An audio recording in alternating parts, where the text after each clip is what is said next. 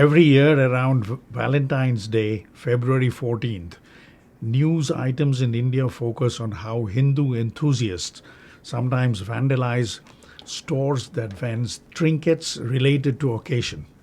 During that time, unmarried and or even married couples are at times get heckled by these enthusiasts. Bajrang Dal workers reportedly staged protests against Valentine's Day celebrations in Kanpur. They vandalized restaurants, also assaulted couples and warned them not to celebrate Valentine's Day. The pictures on your screens of Bajrang Dal activists on the road. More often than not, these hecklers belong to one or the other wings of the ruling BJP party. Their vandalism is an expression of their futile protest against the cultural tsunami of Anglo-American West that is engulfing whole of third world countries, especially in India. Some of these, not all, activists might well be motivated by their urge to protect indigenous culture and tradition from what the vandals may consider pernicious Western influence. One can only speculate whether the political leadership vandals are subjected to understand the mechanism by which omnipresent and omniscient Western influence is engulfing social life. Or is it possible their leadership themselves are consciously collaborating with this endemic Western influence? After all, subjugation of whole of India for 200 years by 30,000 British was made possible by Indian Army, Indian Police, and Indian bureaucracy. It is worth noting that endemic Western influence on the urban life of India has not taken root by vandalism or agitation. They are continuing to infiltrate by exerting gradual, effective control over economy, media, and education system. For instance, there are estimated 5,000 foreign companies in India that repatriates 20 lakh crore rupees worth of revenue each year. India's culture, lifestyle, and administration is deeply influenced by the money power of foreign companies. Let us take a listen what former spokesperson of Patanjali Enterprise, late Sri Rajiv Dikshit, had to say. कि विदेशी company Bharat में आकर पूंजी नहीं लाती है, विदेशी company Bharat से पूंजी लेकर जाती है। आप जरा एक छोटी सी बात को समझने की कोशिश करें कि कोई कंपनी अपने देश की पूंजी भारत में क्यों लाएगी? क्या वो मूर्ख हैं?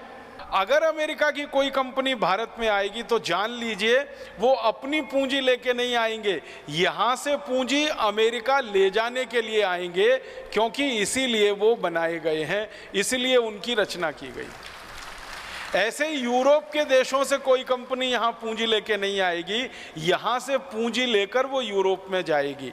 मैंने जिन 5,000 विदेशी कंपनियों का पिछले दिनों अध्ययन किया, उससे एक बात समझ में आई, वो आप सबको बताना चाहता हूं।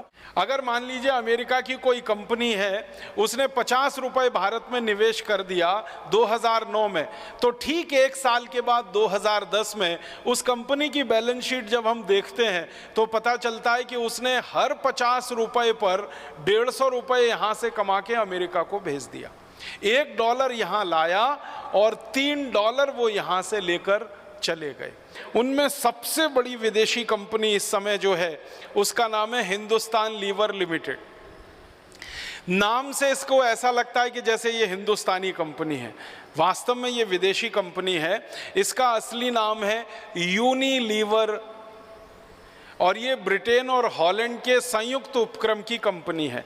माने कुछ ब्रिटिश लोगों का इसमें पैसा लगा हुआ है और कुछ हॉलैंड वासियों का पैसा इसमें लगा हुआ है।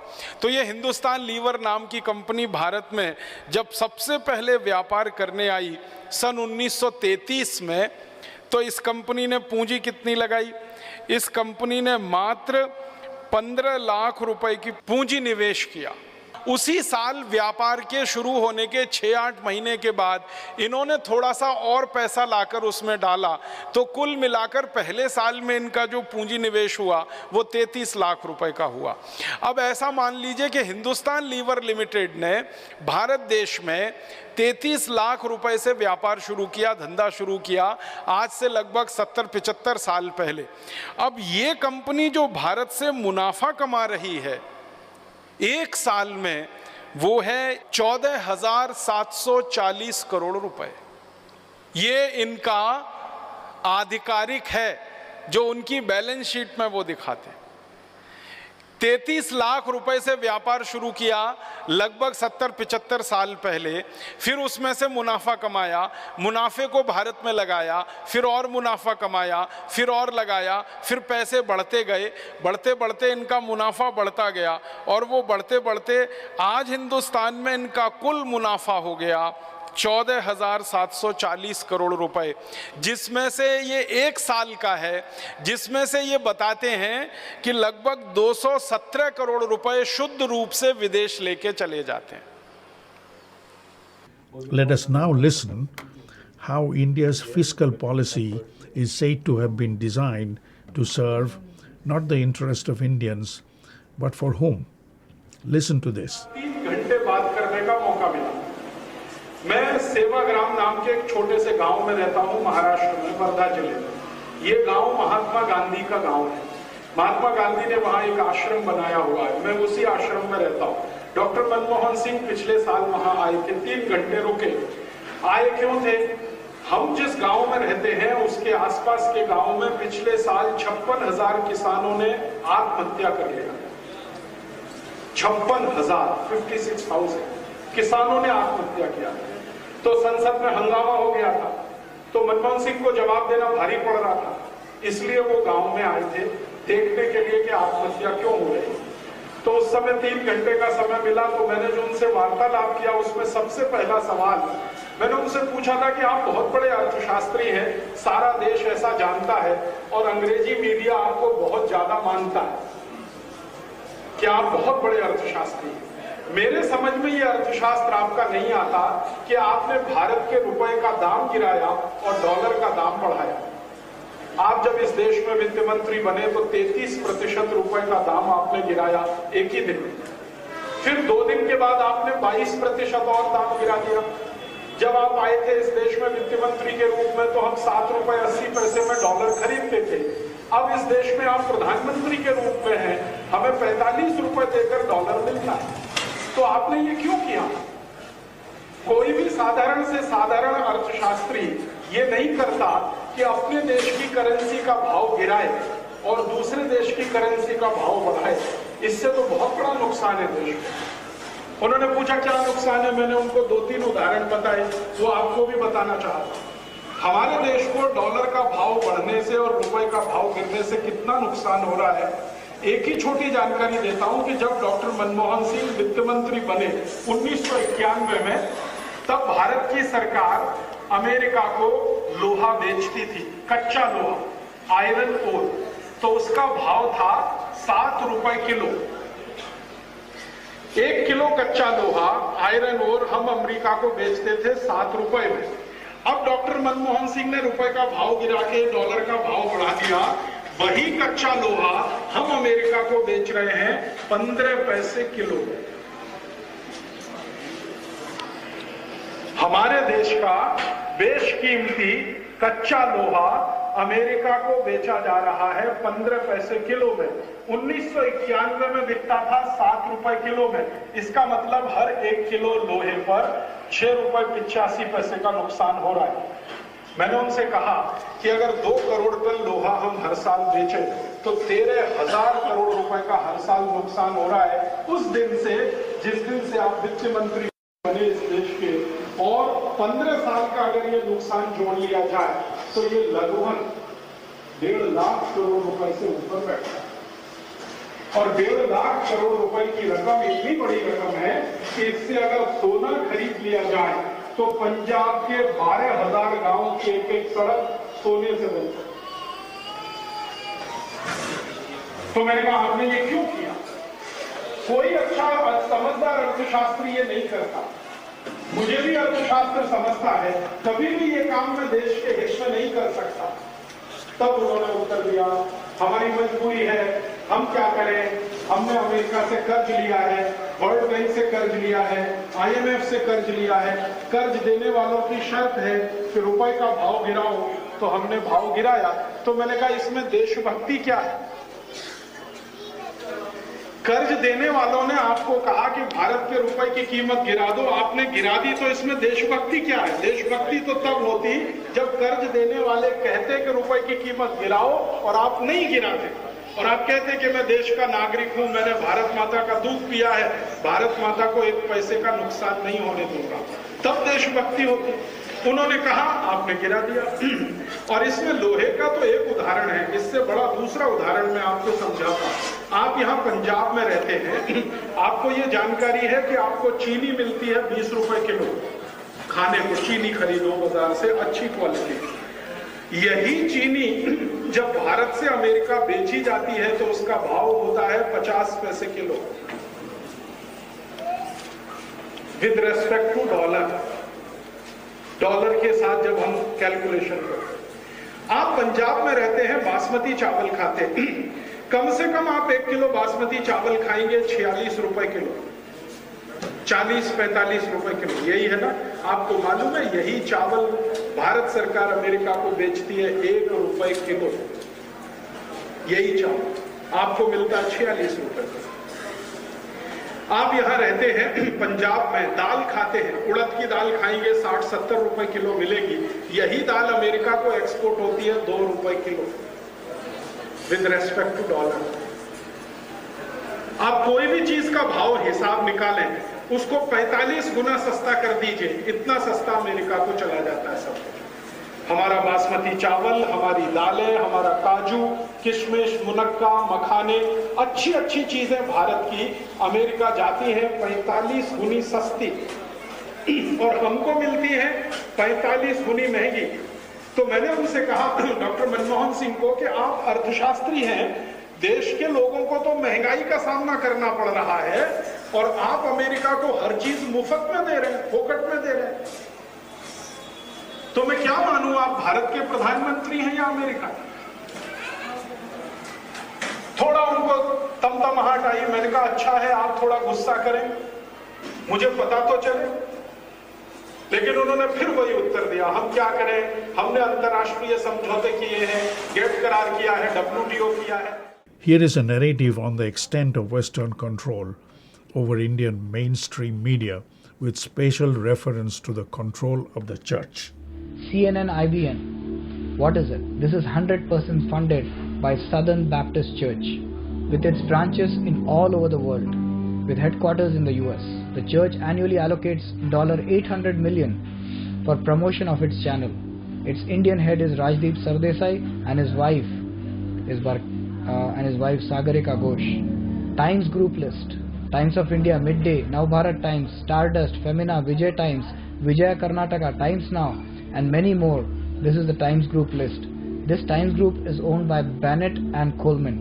World Christian Council does 80% of the funding, and an Englishman and an Italian equally share balance of 20% in it. The Italian Roberto Mindo is a close relative of Sonia Gandhi. Star TV, it is run by an Australian who is supported by St. Peter's Pontifical Church, Melbourne. Extent of their control over education system, which is bearing the legacy of Lord Macaulay's, who introduced an education system designed to de-link Indians from their origin and condition them to serve the interest of British. His far-sighted education policy, which is in practice to this day, is generating high dividend for the British, rather Anglo-American West. Here is cardiologist Dr. Anuj Srivastav explaining metamorphosis of Indian education from its role of nation building to the role of nation enslavement. Let's take a listen. नमस्कार मित्रों, मैं हूं doctor अनुज, एक cardiologist हूं मुंबई में, पर आज आपको एक बहुत ही गुह्य सत्य बताने के लिए कोशिश करने जा रहा हूं। भारतवर्ष में गुरुकुल कैसे खत्म हो गए, इसलिए उसने सबसे पहले गुरुकुलों को गैर कानूनी घोषित किया। जब गुरुकुल गैर कानूनी हो गए तो उसके साथ मिलने वाली सहायता जो समाज के द्वारा आती थी वो भी गैर कानूनी हो गई। वहां पर फिर संस्कृत को, जो हमारी मातृभाषा थी, उसको गैर कानूनी घोषित कर दिया और इस देश के गुरुकुलों को घूम घूम कर खत्म किया और उसमें आग लगा दी। बहुत सारे गुरुओं को बेरहमी से मारा पीटा और उनको जेल में डाल दिया। 1850 तक इस देश में 7,32,000 गुरुकुल हुआ करते थे और उस समय इस देश में गांव थे 7,50,000। तो इसका मतलब हुआ कि हर गांव में प्रत्यक्ष एक गुरुकुल हुआ करता था और ये एक अपने आप में एक हायर लर्निंग इंस्टीट्यूट हुआ करता था। 18 विषय पढ़ाए जाते थे और ये गुरुकुल समाज से चलाए जाते थे, ना कि इसमें कोई पॉलिटिकल या राज या महाराजाओं का कोई कनेक्ट था। गुरुकुलों में शिक्षा निःशुल्क दी जाती थी और इस तरह से सारे गुरुकुलों को खत्म किया गया और फिर अंग्रेजी शिक्षा का कानूनी घोषित कर दिया गया और कलकत्ता में पहली कॉन्वेंट बनाई गई, स्कूल खोला गया। उस समय इसे फ्री स्कूल कहा जाता था। कानून के तहत भारत में कलकत्ता यूनिवर्सिटी बनाई गई, फिर उसके बाद बम्बई यूनिवर्सिटी बनाई गई और उसके बाद मद्रास यूनिवर्सिटी बनाई गई। और ये गुलामी के जो आज चिन्ह है, आज भी हमारे पास मौजूद है इन यूनिवर्सिटियों के माध्यम से। Dr. Srivastav now emphasizes the long-lasting effect of what was installed in the name of education system. He mentions the hidden agenda behind systematic destruction of thousands of years of mass-based, socially supported Gurukul-type education system that enabled India to contribute 1/3 of world GDP until early 19th century. Effect of that transformation, Dr. Srivastav thinks, is mental enslavement being felt to this day. Once again, Dr. Srivastav. उसमें उसने लिखा कि इन convent स्कूलों से ऐसे बच्चे निकलेंगे जो देखने में तो भारतीय दिखेंगे लेकिन दिमाग से अंग्रेज होंगे और इन्हें अपने देश के बारे में कुछ पता नहीं होगा, इनको अपनी संस्कृति के बारे में पता नहीं होगा, छोड़िए उन्हें तो अपनी मुहावरे भी याद नहीं होंगे।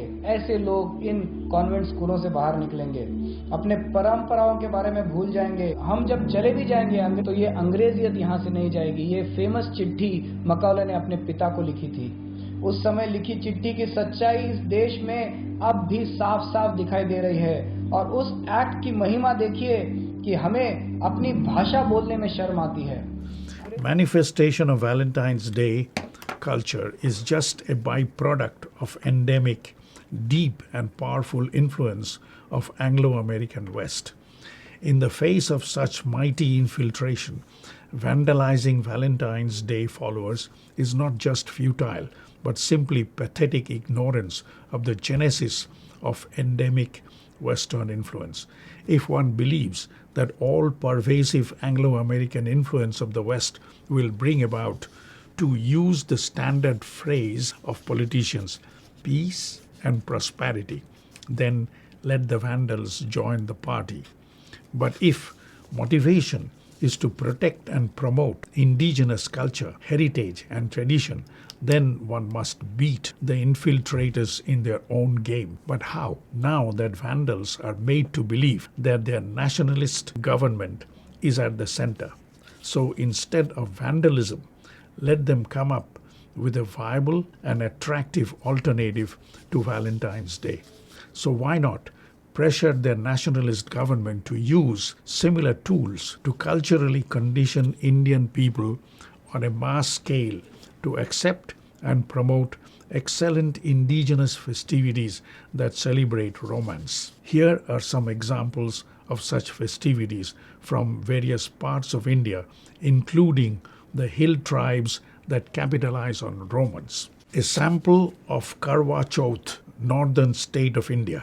तो किसी पात्र में गिरे तो ज़्यादा अच्छा है। ज़मीन पर जो गिरता है पाँव पर नहीं गिरना चाहिए, उसको फिर बाद में हम लोग उस पर चल देते हैं, उसको डांक देते हैं। तो ये चढ़ा हुआ जल ऐसा नहीं होना चाहिए। कोई भी पीतल की बाल्टी या कोई पात्र हो, आप इस तरीके से जल चढ़ाइए कि वो पात्र में जल गिरे। Here is Jhulan Jatra, a pan-Indian festival.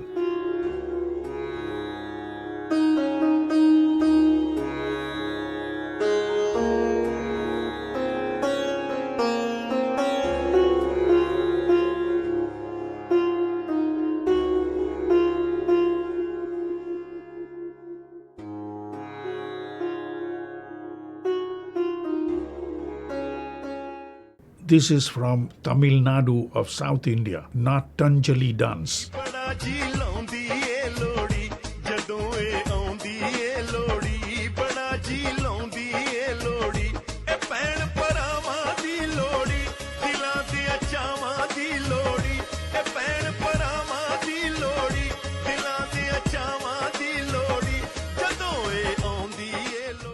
Here is Bihu festival of Assam.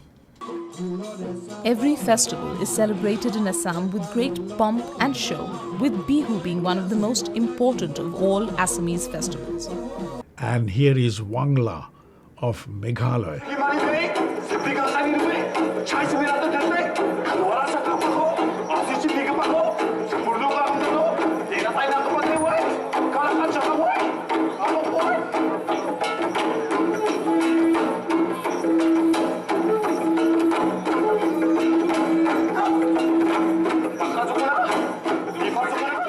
Make no mistake, India doesn't have the kind of strong and creative leadership required to design suitable strategy to counter pernicious Western influence. If government sponsors above-mentioned festivals of romance as parallel to Valentine's Day throughout India, that might potentially eliminate vandalism and promote Indian culture. Yet, at the same time, overt and covert resistance will probably come from some of the netas themselves, whom the vandals consider their government. Instead of vandalism, why not use similar, if not better, tricks that Kala Angrez community use to promote Angrezi and Angreziyat in India? Beat them in their own game. Vandalism is counterproductive and will achieve nothing. Are the vandals listening? If you like what you see and hear, please subscribe and ring the bell.